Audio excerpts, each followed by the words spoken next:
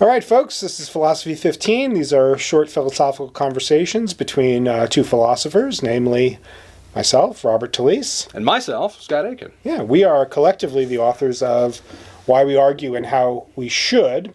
This is now in its second expanded edition. There's new material, new chapters, fully revised, updated examples. We are also the authors of this here book, Pragmatism, Pluralism, and the Nature of Philosophy, which is about what the title says it's about. Today, though, we want to pick up on the episode that we just concluded, where we were using a ancient debate involving the Epicureans as a kind of model of poorly run iterated philosophical disputation. And something had come out in our discussion of that as this example of a kind of poorly run debate, that the Epicureans actually have a very peculiar epistemology that Scott's going to describe for us, and I'm just going to react incredulously to. As you should. Yeah. So, Epicurus and the Epicureans thought that it was important for you to have a criterion for truth. The Epicurean view is a pretty revisionary view about how to live your life.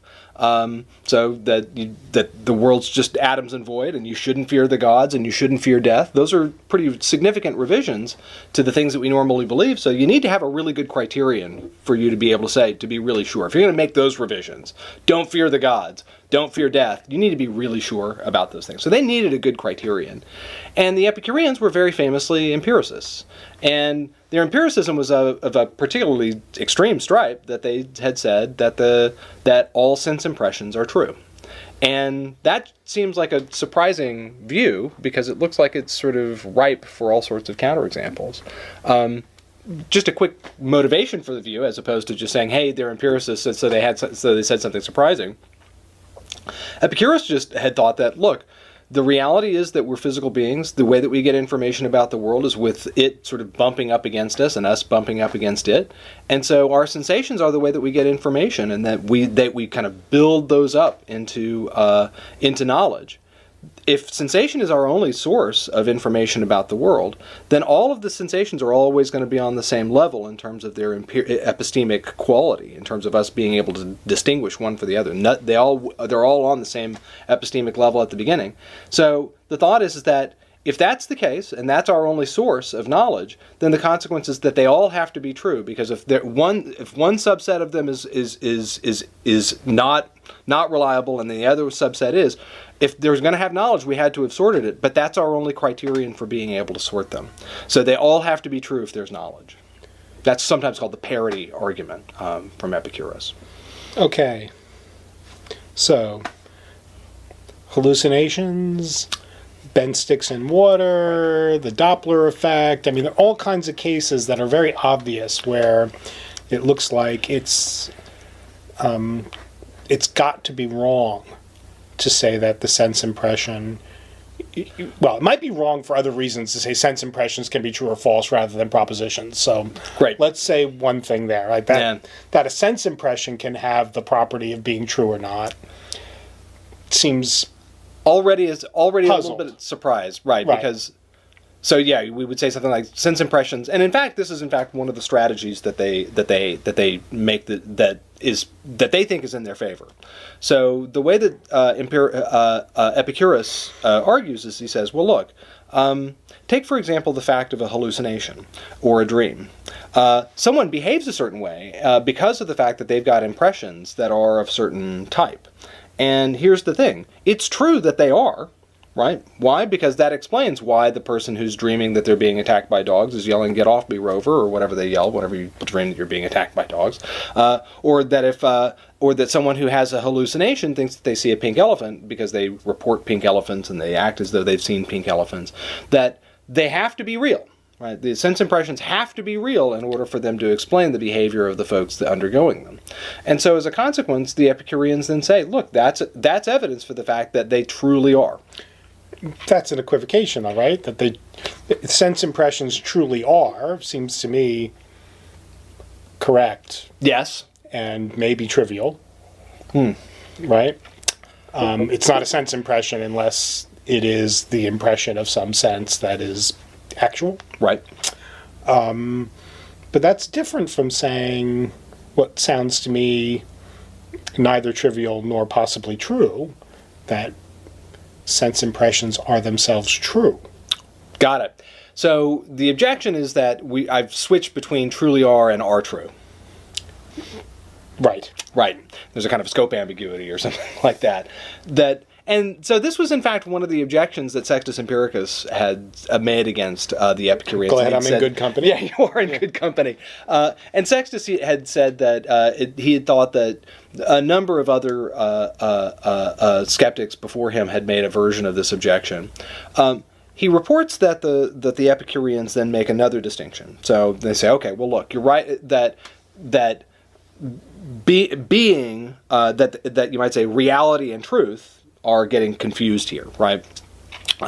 Here's another line that the skeptics, or I'm sorry, the Epicureans then have in response to this objection. The Epicureans then say, well, look, the way that sense impressions work, take for example vision, is that objects have their skins, objects sort of are, and then they give off skins that are perfect replicas of themselves. This is how vision works, that things give off these perfect replica skins that then come up and hit your eye and make an impression on you. And so the consequence is that whenever you say I'm confusing reality and truth, the theory of perception that drives Epicurean empiricism says, yeah, but that's not a confusion given the way that the theory works, that we've got a theory about the fact that the impressions are coming off the things and are, right? And their are-ness is, in fact, or their isness, or their being is, in fact, a testament to their truth.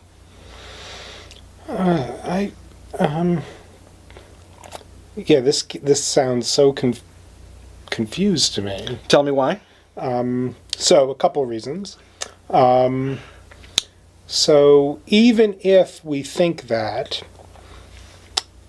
a signet ring, and the way a signet ring works is that it is an accurate representation of some signature that somebody has put on a piece of paper, such that the signet ring gets dipped in wax and embosses or impresses itself on some other piece of paper.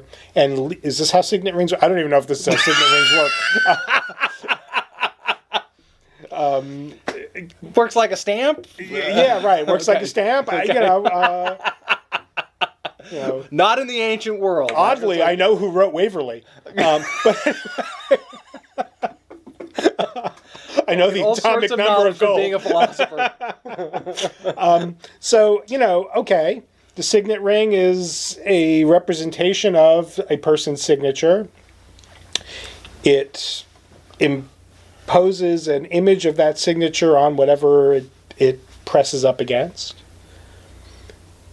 It still seems to me to just be a kind of category error to say that the signet ring is therefore true. Got it. So this is right. Let me just try to ask this one different way. What is it that the Epicureans call the property that belongs to certain sentences? Yeah. That we, non-Epicureans, want to identify as the property, if it is a property, of truth. It looks to me like if we're using the word true in this way that the impressions are, the skins are these exact copies, and they are, so their being is their truth, we say something like that, then it looks like, okay, now we just need a name for this other thing that sentences can have or fail to have. Right. That others are just calling truth and falsity, but now you've used the word true. It's not clear what could possibly be false, by the way, on this Epicurean view. We're using the word true for this other kind of category of thing. Well, okay, what do they say when the Epicurean reports his view and says that it's worthy of being believed? Right. What is that worthy of being believedness property? Right.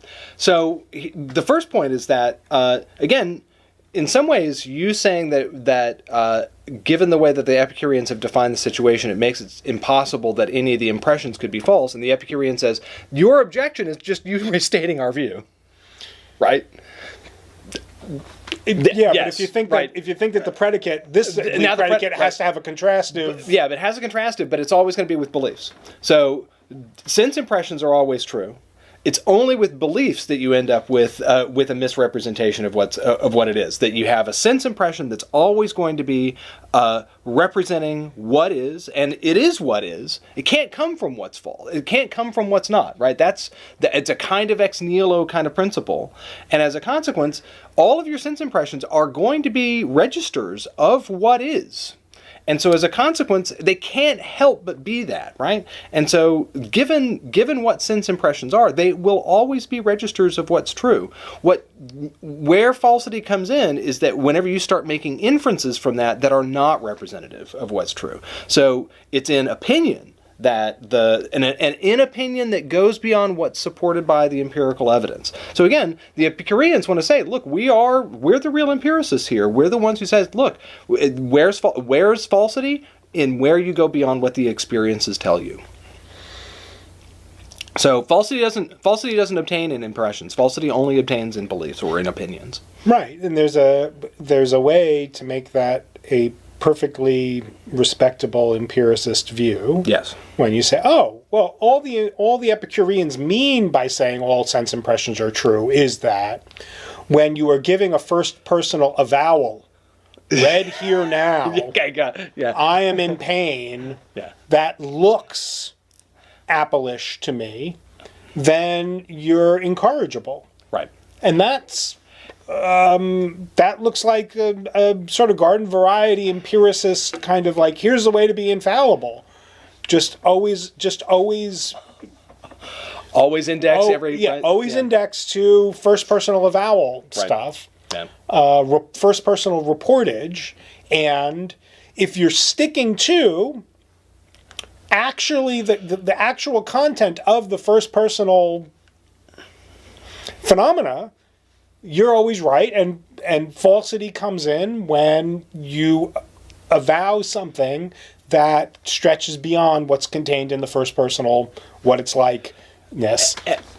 And you've nailed the third objection. You've nailed the third skeptical objection, which is that the skeptics then said, a la Sextus Empiricus, so you're still in good company. Sextus Empiricus said, fine, I'll give you that, but now you don't get to say with certainty that everything's just atoms and void. Good. Right? You don't have your fundamental ontology just fell out, empiricist. Right? Now you're just a phenomenalist. Right? Right. And so the consequence is that, and notice, by the way, that the whole way that the Epicureans had justified their empiricism was on the basis of their fundamental ontology. Right. Right? And so Sextus Empiricus says, you've just evacuated your view, Epicureans. We've come full circle. We've got three possibilities for this view, and these objections all don't nail all. Any one objection doesn't nail any one of the three. Right? The objections are sort of to each one instance of the view, but the objections just push them around in this case, and it looks like, and Sextus Empiricus just pulls back and says, once we've seen this, we've seen that the Epicurean has just evacuated their fundamental ontology that was supposed to be the justification for the view. There's no reason for them to be the empiricists that they say they are, because now they don't have the theory of human nature, they don't have the theory of what is that's supposed to make them empiricists. Why are they what they are? They don't have any justification for even accepting this as the criterion. Right, it's sort of philosophical whack-a-mole. Yes, that's it, philosophical whack-a-mole. That's good. Cicero, by the way, was, whenever he reviewed a version of this, he said, he says, Epicurus parried one blow to only make himself available to a much heavier one.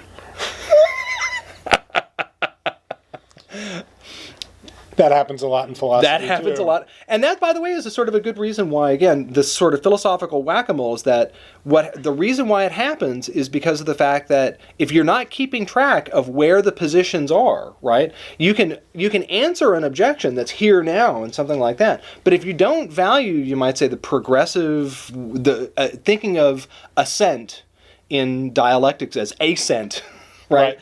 Being able to see dialectics as making progress as opposed to just merely self-defense against somebody saying is naysaying, then you end up with this sort of wacky, getting pushed around philosophical whack-a-mole, as you said. Philosophy 15, folks. Thanks for tuning in. Right on.